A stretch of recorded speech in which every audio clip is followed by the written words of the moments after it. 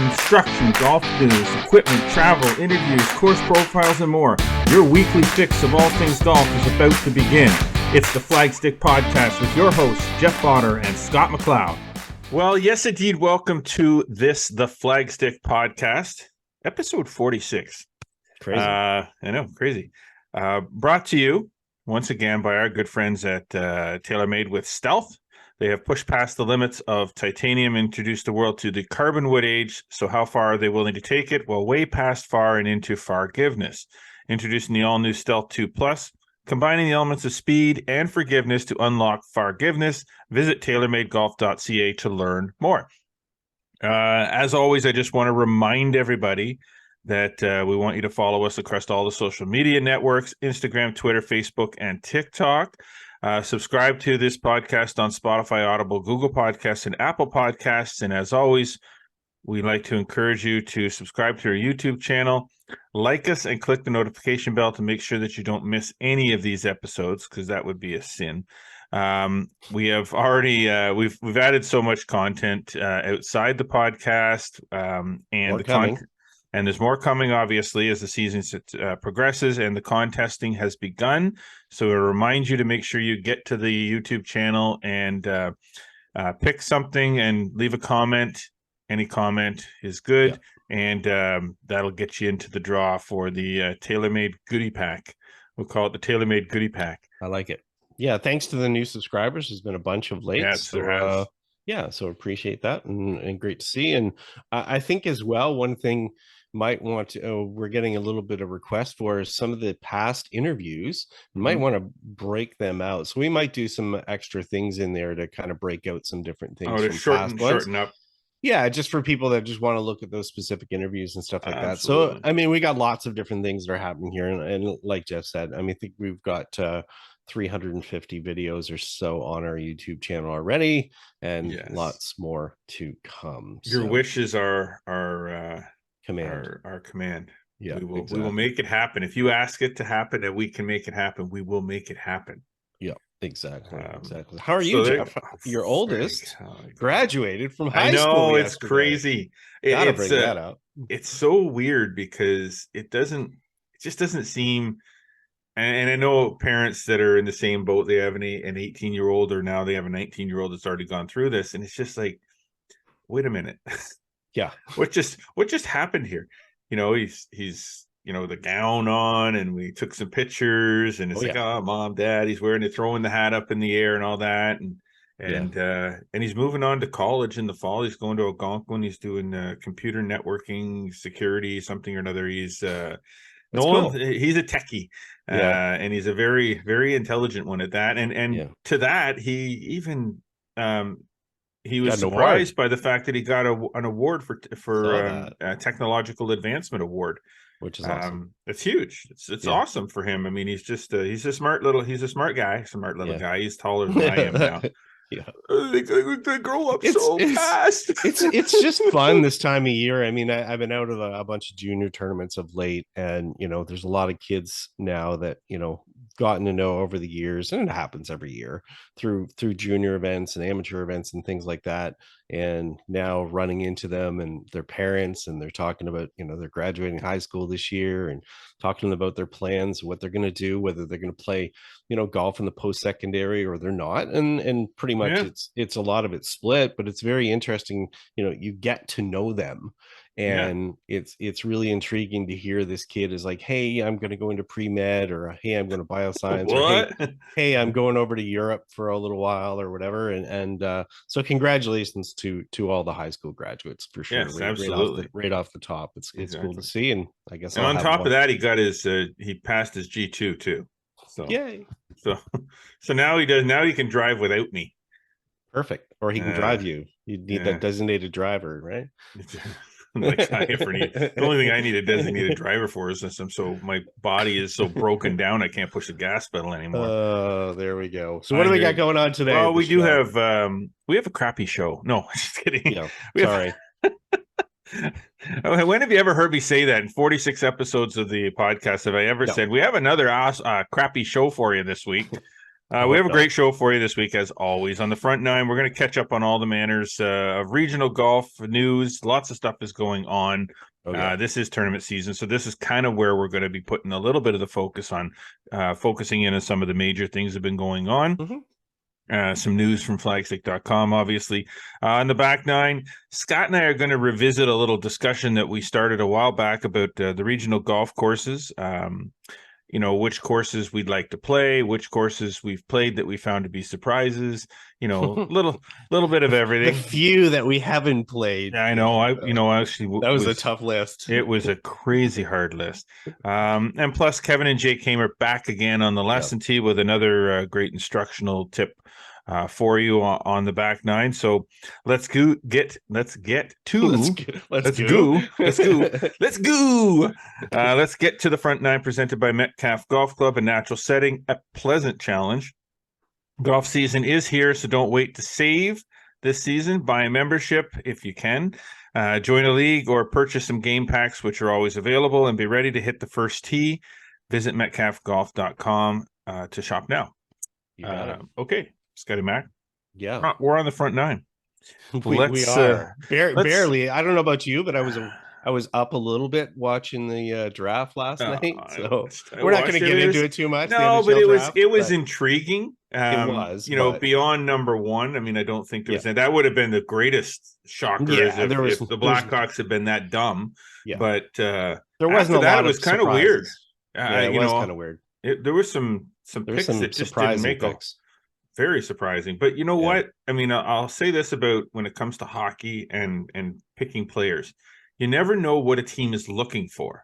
Crapshoot too. Yeah, exactly. Yeah. And you could pick a guy at number 2 overall and he may never play a game for you. Yeah. There's been number 1 picks that are playing in the 4th line of some teams now, and probably a year from now, we'll be playing down the AHL. I mean, exactly. Yeah. There's very few Connor Bedards, and there's no guarantees on him either. I mean, their likelihood is that he will be what he is expected to be, but there's no guarantees that he's just going to, Pro sports are a weird thing, whether it's hockey, golf, or otherwise. I mean, people live and die by it, but I mean, trying to predict anything, it's pretty hard. It's pretty hard. So on that hockey topic, let's get to some golf. Exactly. The flagstick.com PGA of Ottawa Tour, second event, a regular event, a stroke play event. Yes. Yeah, exactly. The Summer Open at Whitetail. Yeah. Which, we'll talk about the courses that we're going to talk about later on, and surprises and courses that you should play and things like that. There's one. For sure. But the home pro talent, the home pro getting it done. Yeah. Amongst a field of pretty talented club pros, Derek McDonald. Yeah, pretty good for him. His first win in the zone, shot even par up there. They had I think their weather was generally okay. It got a little worse later on. That was a rough day. I don't know if you were out and about on Monday. I know I was, and we're going to get to that in a minute with another event that I attended. But so he got it done. Graham Gunn got a Summer Open win, and Sarah Landry from Rivermead got a win as well. So another good turnout on the women's side of things too. Yes. As far as the field goes, because generally that's kind of been one of those things that's been tough. Is the women professionals don't, there generally isn't enough of them playing. There's not a lot. So to see that there's not a lot of them in the zone as it is, but to see that many of them coming out and participating in the events and playing well, that's great to see. Yeah, and the players that had the worst weather actually were the candidates for membership, the ones that were doing the playability test. They had to come off the golf course and then go back out. And 2 got through. Aiden Gregoire, who actually played in our Flagstick Open, played decent there. He got through, and Jared Dandy from down in Hawkesbury, originally Van Cleek Hill, but so 2 of them got through, which is nice to see as well. See those players start their career, and it's not an easy feat. You're under a lot of pressure to start your career, and you got to shoot a number. So great to see them get through, and so the next event will be the Pro coming up on July 10th at the Meadows, and I will be at that one. Yes, you will. I am signed up. You better have a better showing. Well, You and your look, partner better look, get it together. look. Come on. This is the year. This is it. I mean, we've This is had the year. lots of top fives, and a Oh my top God. three. Now it's time for a top one. This is the year. I don't This know. is the Whatever. year. Whatever. At the Meadows. Why not? One Haven't of you played it. better have a driver working, and the other one better have the iron game working. Oh boy. There's not a lot of drivers necessary at the Meadows, but No, I think that it's a golf course that just requires a good bit of accuracy with the approaches and make some putts, and that's where it'll all be. It's not going to be super tricky, save for a couple of longer par threes and stuff like that. I actually don't know yet which nines it's going to be on. I'm going to have to find that out. yeah. Obviously, they've got 36 there at the Meadows, but looking forward to that. It Actually, looks good over there. I mean, I live very close to it. I Yeah, drive by it regularly, and it looks like it's in good shape. nice. It looks Awesome. good. It usually Looking forward to does. that. So I mean, I haven't Yeah. really ever seen it not look good, but it looked pretty good when I was by there. Yeah, and Dave McDonald, who's just took over as the head pro director of golf there this year. I'm sure he's quite excited to host it, and I know he'll put on a good show. Cool. Yeah. What's up now? The Tunis, Scott. The big Tunis. Yeah. Big Tunis, Well, Tunis. speaking events that had to deal with weather, this was at Royal Ottawa on Monday and Tuesday. A massive number of weather delays, super amounts of rain. There were just I'm shocked they actually got in 27 holes, and eventually they had to cut it off at 27 holes. They couldn't play the full 36, couldn't get it in, but Olivier Menard ended up with the win there. I think Jason Ross was the best of the locals. He finished fourth, and Brandon Kuffner from Royal Ottawa was tied for fifth. So at least some local representation there as far as the OVGA. Historic events, been played since 1950. One of the Triple Crown events for Golf Quebec, and definitely a big one. And just a shame that the weather conditions were poor. But the players that I talked to, just loved going to Royal Ottawa. So kudos to them for getting it done, and their staff, and to the OVGA staff who helped run that, the Golf Quebec staff, just to get those in under those circumstances. We know a thing or two about working tournaments around weather delays, and I'm sure that the OVGA has seen, as long as the OVGA has been around, they've seen their fair share of crazy weather at events. That's for sure. Now the Kent is up next, right? Correct. Yeah, that is the Duke of Kent. The Duke of Kent. And then they'll finish off the Triple Crown with the Quebec Amateur. You got it. Awesome. Now, speaking of amateurs, Ontario Amateur. Yeah, at Black Bear. You were down there. You had a peak seat. Oh yeah, I went down with or without an umbrella. Oh my word! I actually was a smart boy. I got out before it got too crazy. Monday, I was down there during the first round, just like Royal Ottawa. Obviously, they had some weather delays. They got a bunch of golf in on Monday. I'd fallen a few players that only got like 3 holes in, and ended up having to play like 34 or 35 the next day. But man, the skies got black, and some weather came in there, and I got to a point where I'm like, see you guys. And actually, it was funny because I was actually talking to a veteran, Garrett Rank, the NHL referee, who has won this amateur before.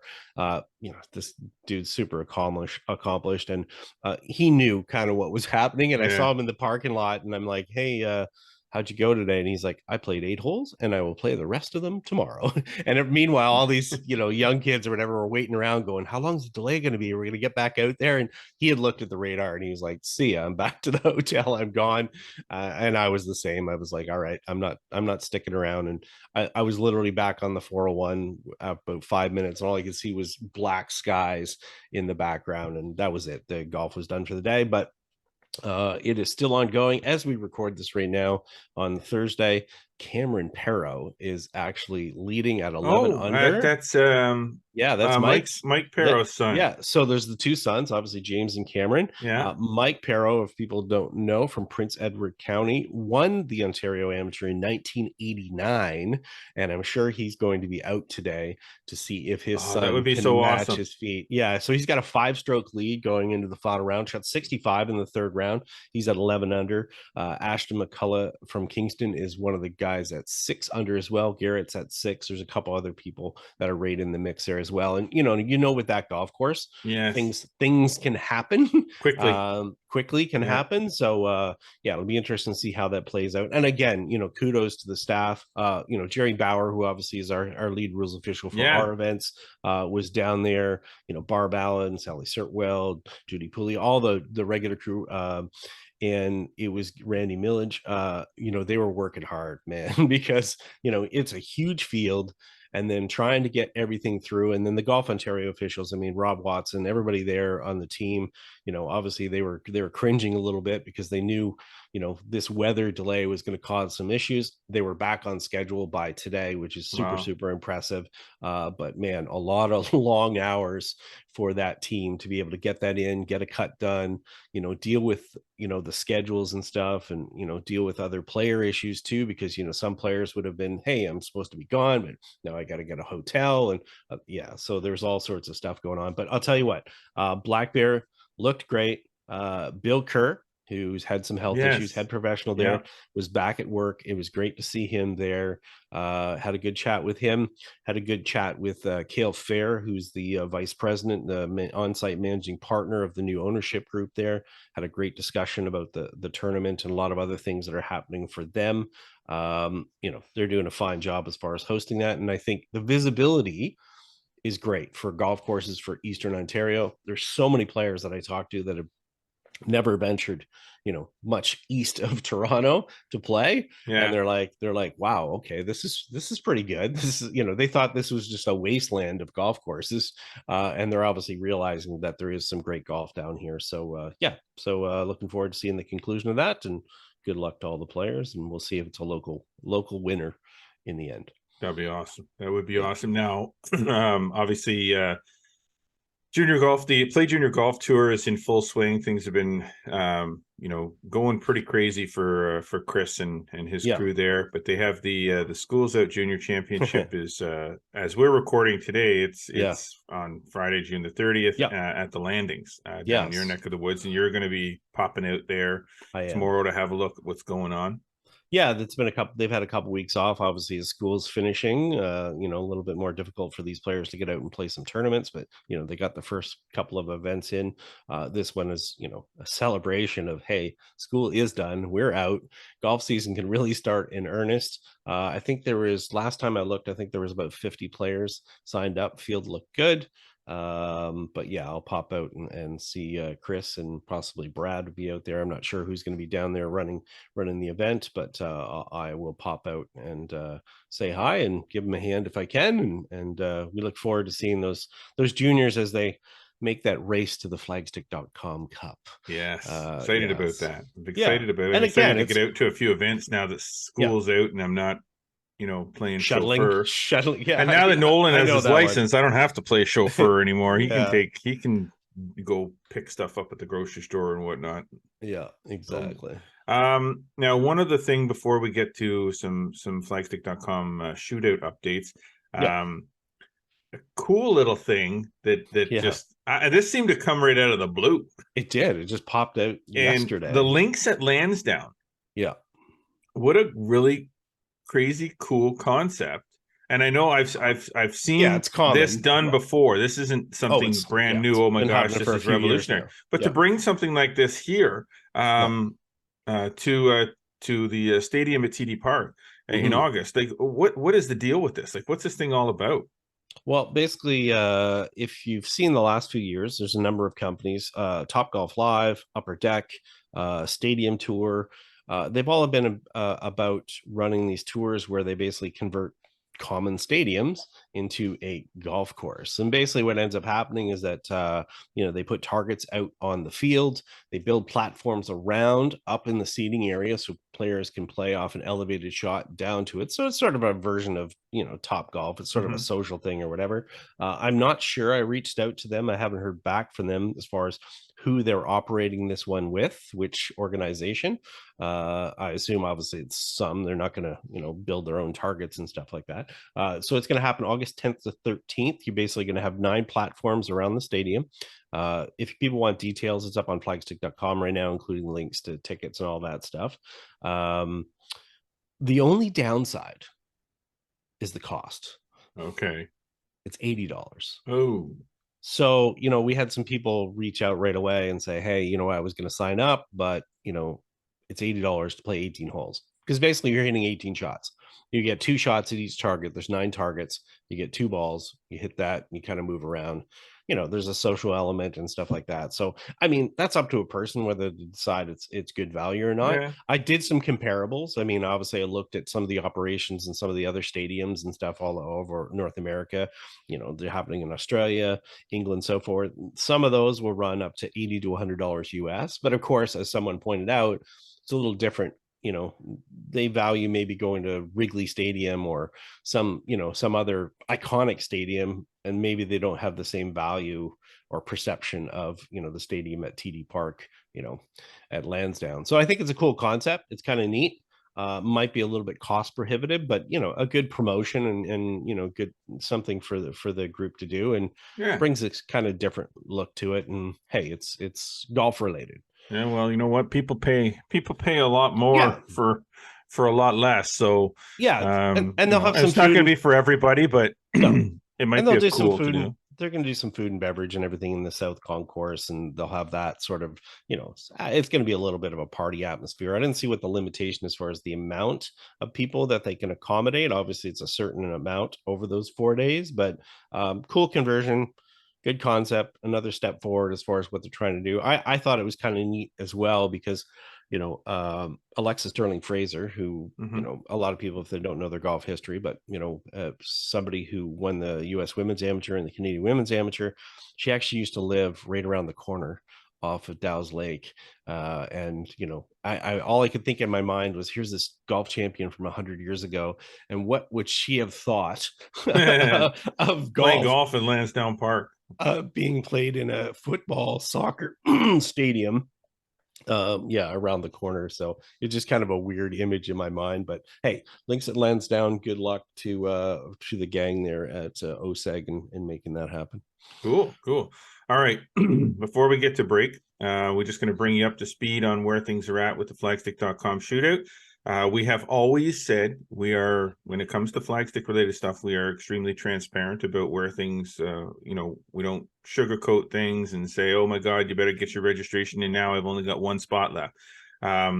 Our registrations have not been quite as high as we'd hope that they would be, but that doesn't change anything for us. Nope. The Flagstick Shootout is happening. It's happening July 15th and 16th. We have about 36 players registered and accepted now. It is still a registration and acceptance field. So just because we don't have 72 and we only have 36 does not mean that everybody that signs up is getting in. No. But your chances are a little better. Still going to be an absolutely outstanding weekend. Yeah.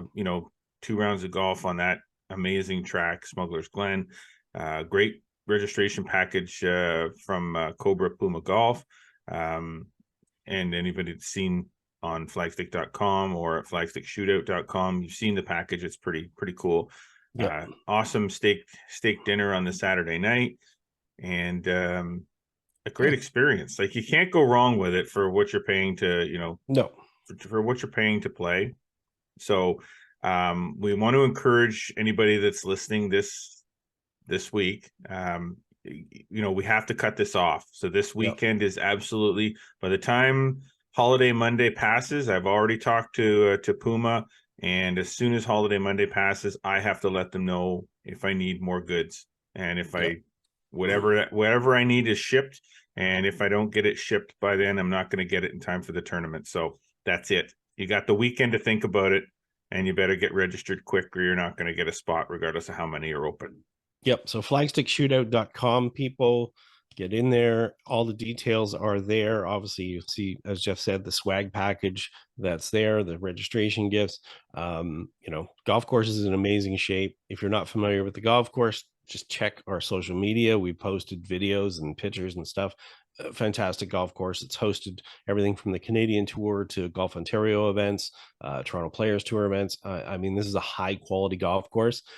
Understand that, people obviously lots of conflicts and things in the summertime, but if you want these events to happen, then consider getting signed up right away, please.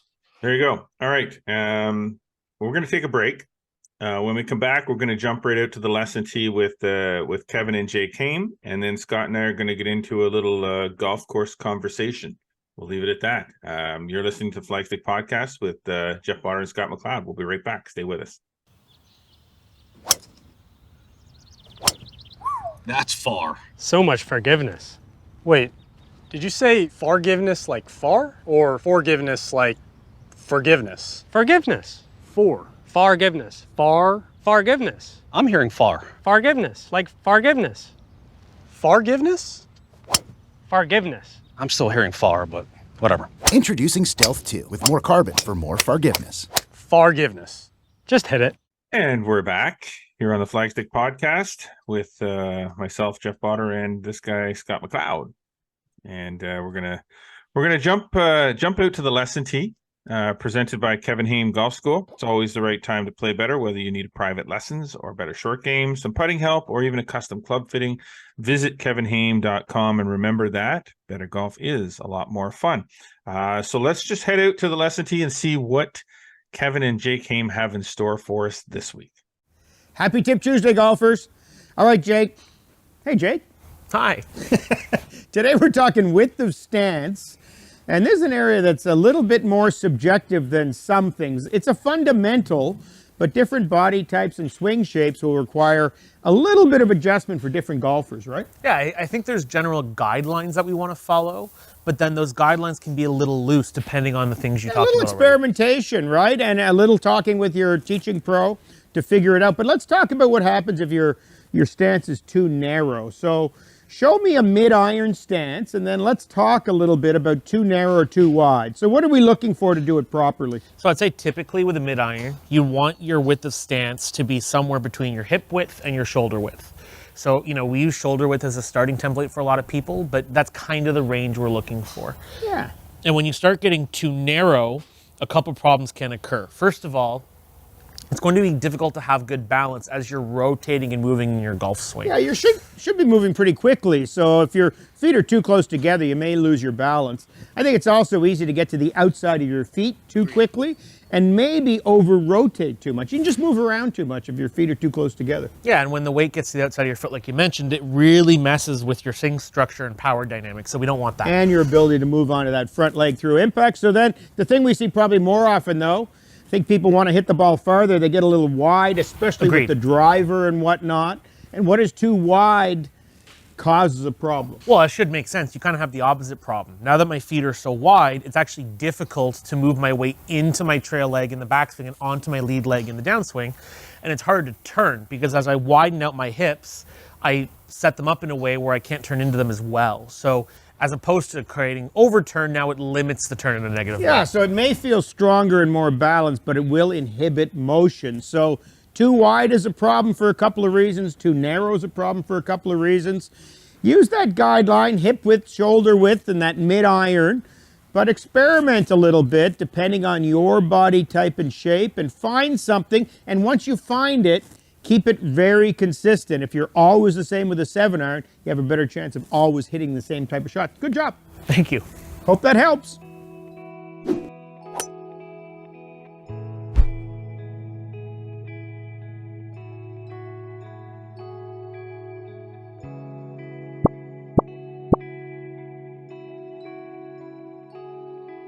Well, there you have it. Again, solid golf tip. Little width of stance thing. I like it. It is an important thing because people do wonder about it, but I won't dive into it because I'm not the pro. We'll leave it to Kevin and Jake.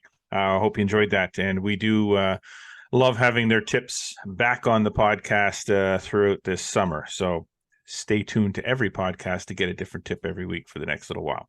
All right, let's jump into our back nine. Scott, our back nine is presented this week by Castleview Golf Club.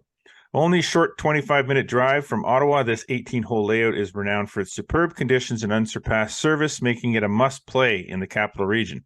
5, 10, and 20-round packages are available. Visit castleview.com for more information. There you go. All right. Like it. I do like it. Welcome, Castleview. Making a list and checking it twice. You like that? Checking it 100 times. This is kind of an interesting topic. I don't know why it jumped into my brain, but it did. Well, I like stuff like this because, one of the great things about this podcast, I mean, obviously, bringing people up to speed on the news and stuff is really important because not everybody, this is one of those things where, you get a little snippet here, snippet there, go to flagstick.com, get more. One of the other great things about this podcast is me.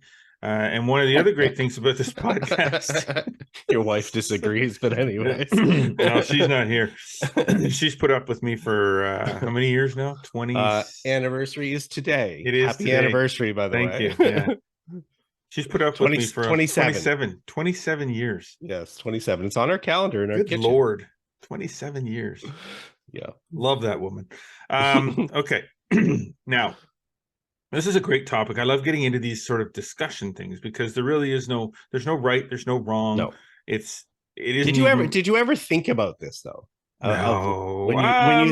When you think about it, 27 years, which is how long Flagstick's been around. Yes. We've obviously got to travel the entire region, drop magazines all over the place, been to a million media days, been to, all sorts of different things where you get invited out. I mean, those are a lot of thousands of days. Mm-hmm.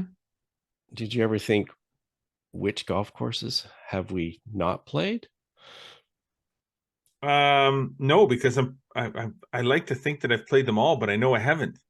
Yeah. And until you really look at it, when you pitch, when you sort of put this out there as sort of a follow-up discussion, and kind of throw it out there like, okay, what golf course? Oh my God, I'm sitting there going, okay, well, I had to look at a map. I had to too. And I still think I'm missing a couple. Oh, I know I'm missing there's not that many though. I mean, for me, let's just look at one that I know I've never played. Yeah. Well, so before we get there, let's define what we're talking about here. So this is we're based in Ottawa, Canada.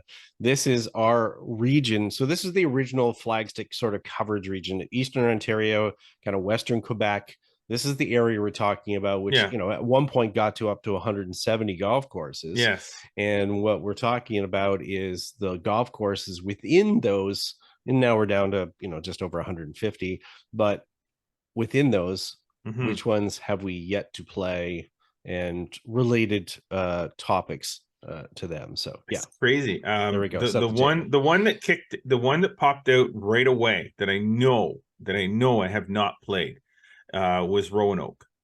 See, I know I played that one because I did a story on it. Right. See, I know I've never played Roanoke. Yeah. And I know it went under new ownership a little while back, and but I know, and it's funny, I know I've seen a whole bunch of social media posts lately with them having to close the course because of all the friggin' rain. Oh, the rain the last few days up the valley, yeah. It's crazy. So, but yeah, Roanoke's probably the one that popped into my head right off the bat that I know I haven't played. And then as soon as I said that one, it didn't even dawn on me, but I realized I've never played Pembroke either. Me neither. Which is a crime because, again, it's a great golf course. Well, I think one of the hardest parts was separating the memories in your brain of the fact, oh, I've been to that golf course 100 times, like literally, but I haven't played it. So in your brain, you're thinking, did I actually play it? Am I remembering or misremembering or whatever? And, Dan Shields, obviously great owner up there, great pro. We've written lots of stories on a historic golf course, dates back to 1922. But here we are 101 years later and haven't played it. Well, and then it for those 101 years. It kind of circled in a little bit because then I started to realize, okay, I've never played CFP Petawawa. Oh, really? No. Twin Rivers. I've seen it at Twin Rivers. I've seen it. I've covered events up there, so I've seen some of the holes. And then I never played Island Bray either. Yeah, so it's like a whole circle of course. And then there was another little 9-hole golf course up there that's since closed, called Fairways. Yeah.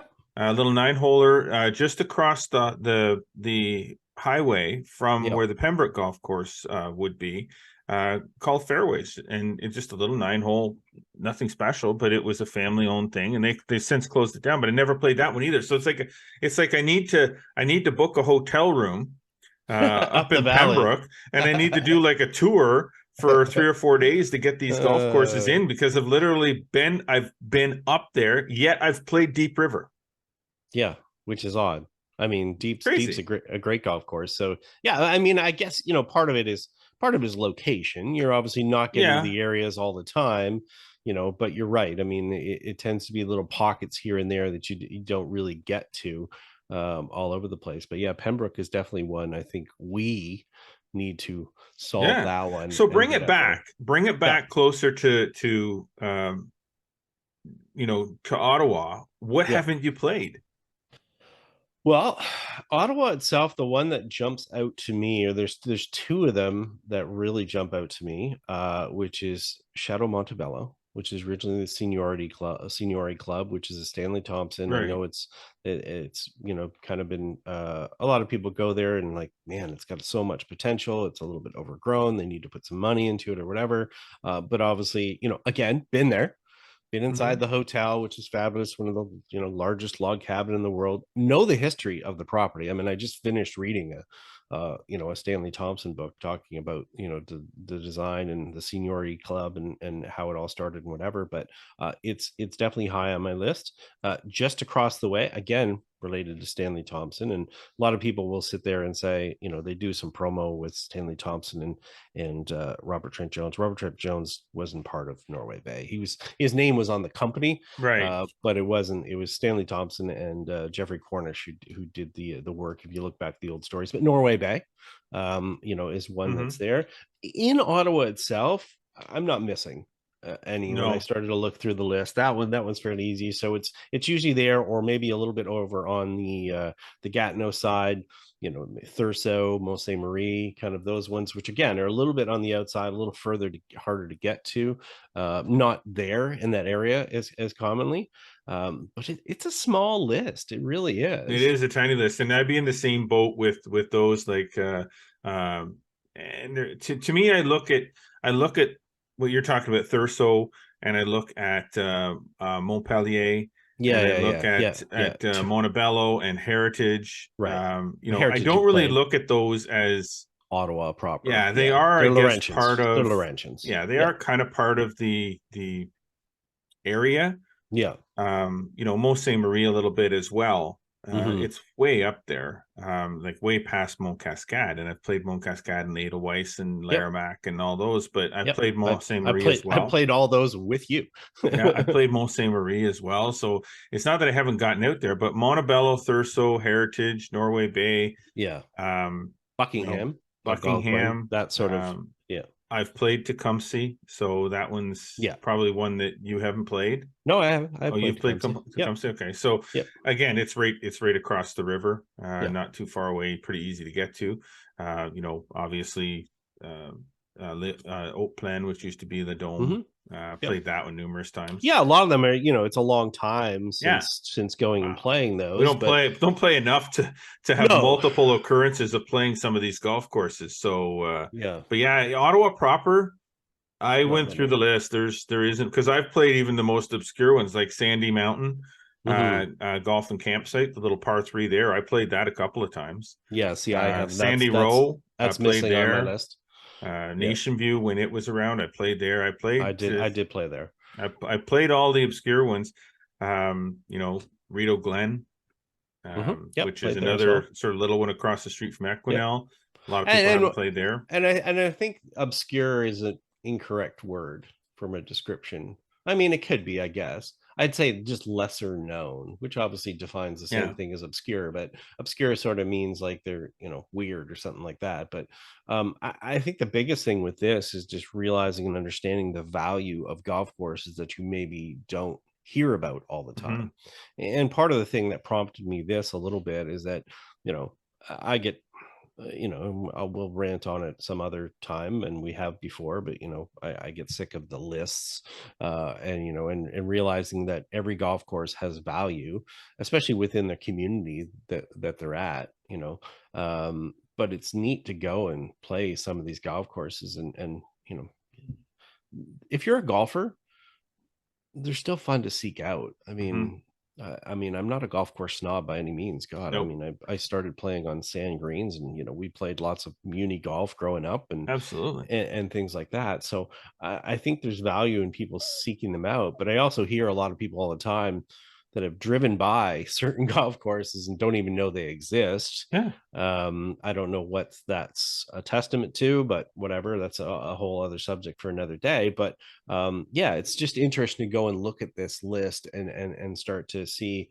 what is sort of missing. Now, the other end of that, within those amount, were there surprises? Were there golf courses that maybe that you went to that didn't have high expectations for, that maybe went, oh, that's interesting, and maybe it's enough to maybe pull you back sometime if someone said, hey, let's go play X, that you would definitely be interested because you found them somewhat interesting or surprising? Of the ones that I've played, obviously, if I looked on the Quebec side first and foremost, Larimac is probably one that kicks to mind. A lot more elevation than people would even imagine. Yeah. Pretty intense elevation. There's probably maybe one hole, maybe two holes on the 9 is you consider to be not elevated, and they are. So it's fun. It's a great piece of property for a golf course, and there's really a lot of fun. There's drivable holes, there's non-drivable holes, there's some really cool par 3s.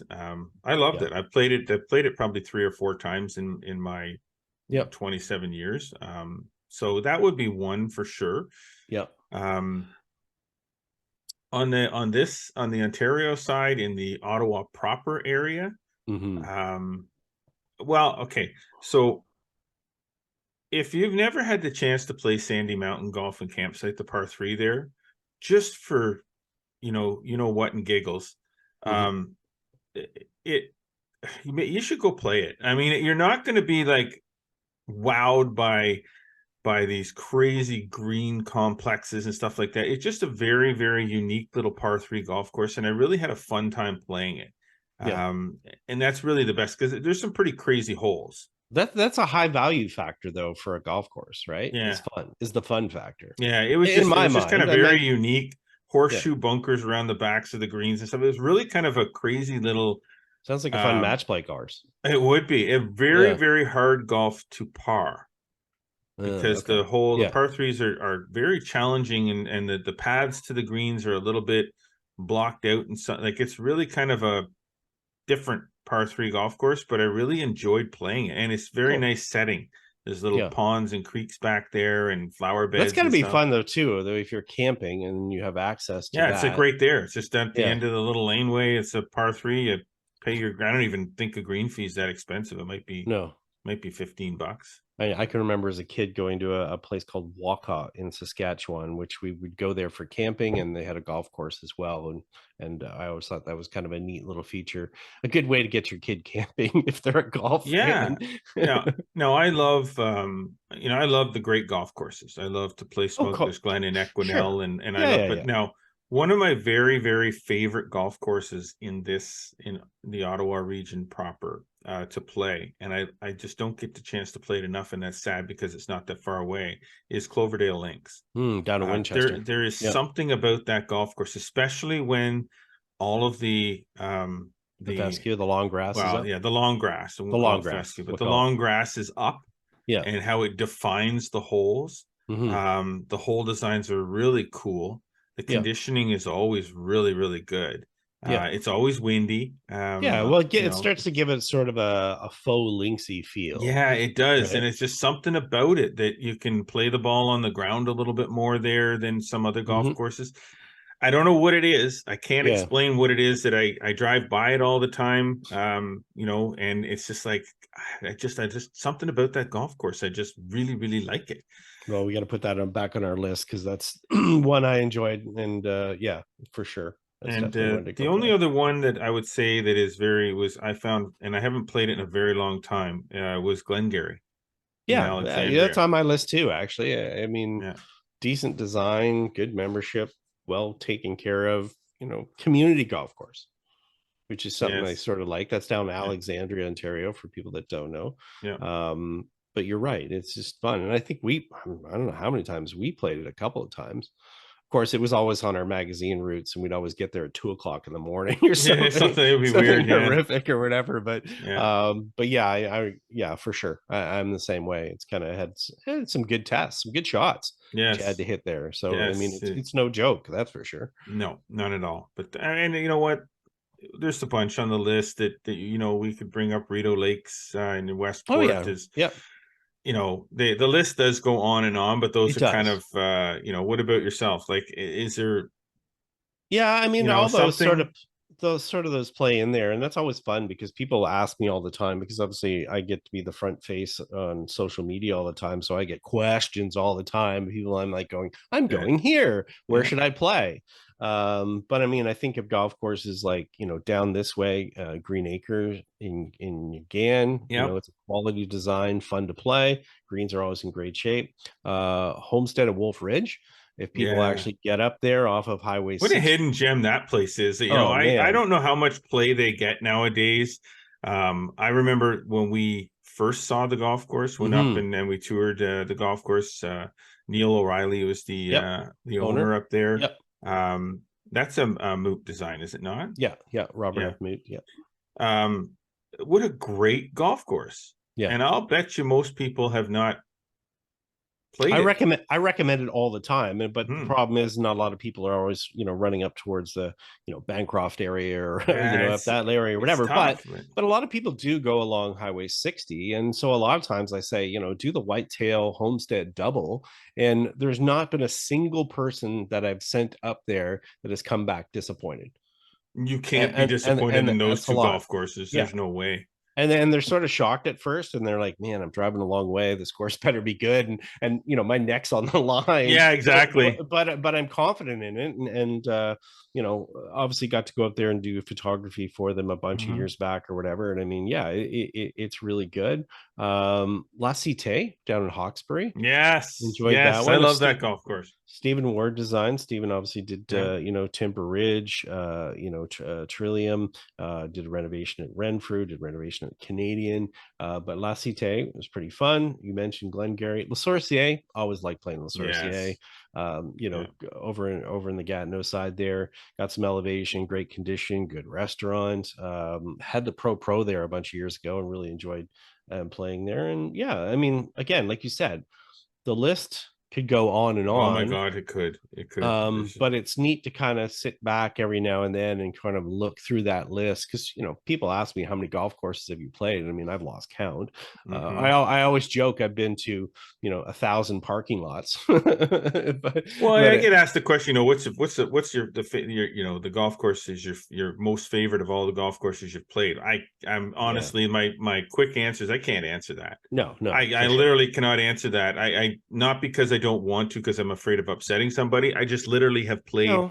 so many golf courses all over the place that Yeah, and the thing is, I think you tie different memories or different values to golf Mhm. courses, not based on, maybe you played well, maybe it was a really nice weather day, maybe you enjoyed yourself with friends there or whatever. I mean, it's not always about architecture. If people judge a golf course solely by the architecture or the pedigree or the architect, I can tell you that's probably not the greatest way to go, because I can also tell you that there's lots of golf courses that people assume are designed by one person but are actually designed by somebody else. Mhm. So if they go, "Oh, I really like the designs by X," Yeah. and they like that golf course because it's designed by X, well, they might totally be wrong, because that person may have never touched that piece of property, but it may have just worked its way into the lore of the golf course more than anything. So you're right. I mean, just the value, it's really personal. It's Mhm. like a lot of other things. It's super, super subjective, but just know and understand that, within this area, just like there isn't any other area in the country, in Canada, in the US or whatever, there are many, many golf courses that get overlooked that, just, put that blinker on, if you've got some spare time, and Yes, kind of definitely. wander in, and whether you've got your clubs or not, just discover it. And I think that's a great way to go about it. I mean, I'd still love to do a trip sometime where you jump in a car and have no plans, and then just say, hey, all right, I'm going to go for 7 days and we're just going to play wherever. It might be tough to schedule times and stuff and get in there or whatever, but that'd be a neat way to go about it. Just to see some golf courses kind of all over the place. But again, I think you just throw your expectations out. It's not always going to be a success. It may not appeal to you in some way. But that could be because the round's taking too long, not because the golf course is not any good. Exactly. But yeah, I'd say this. If you do want to know about some of these golf courses, just reach out to us. We're happy to share. So if we're talking about 170 golf courses that once existed at some point, we're talking about having been to probably 155 of them each. So if you need some more info, just reach out. Absolutely. Cool. Good discussion. Love it. Yeah, it's fun stuff. It is a nice little Makes me want to play golf. It does. I remember Shelter Valley Pines too. Oh, I love that one. Especially that back nine. Yeah. That was anyway. Yeah.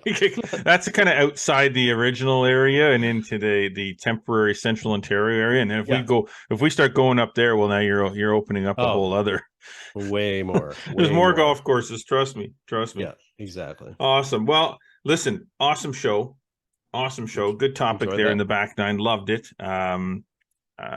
We appreciate you guys, obviously, everybody listening, and hope you enjoyed that little segment there, because I know I did. We got to get out of here though, because we got other things to do. You got someplace to be. I got someplace to be. We got to get this done. Thank you, obviously, to our sponsors, Metcalf Golf Club, Castleview Golf Club, and Kevin Haim Golf School.